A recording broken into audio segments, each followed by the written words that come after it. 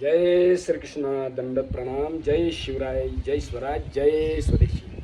मित्रांनो, उन्हाळ्याच्या दिवसामध्ये वजन कमी करणं खूप सोपं असतं, पण काही नियमांचं पालन करावं लागतं. बघा काय करायचं आहे ते. सर्वात प्रथम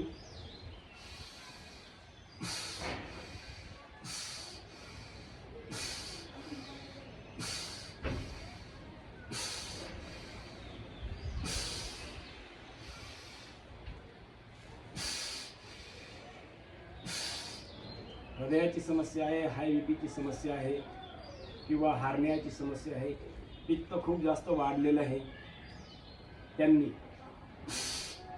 2 पाय उचलून कुठलाही अभ्यास करायचा नाही, हे लक्षात ठेवा. कारण पित्तामुळे आपले आतडे विरत असतात. पित्त हे ॲसिड आहे, हे देणार घ्या, ज्याला तेजाब म्हणत असतात. तेजाब, बरोबर. उत्तान पादासन केलं आपण, अर्ध हलासन केलं, आता पाद वृत्तासन आपण करतोय. असं एक एक पायाने. ज्यांना हृदयाची समस्या आहे, हाय बीपीची समस्या आहे, हार्निया आहे, पित्त खूप जास्त वाढलेलं आहे, 2 पाय उचलून कुठलाही अभ्यास करू नका, हे लक्षात ठेवा. त्यानंतर द्विचक्रिका आसन. बघा, एक एक पायाने करा ना, बरोबर. जे स्वस्थ आहे त्यांनी 2-2 पायाने करा, पण पाणी भरपूर पेत राहा.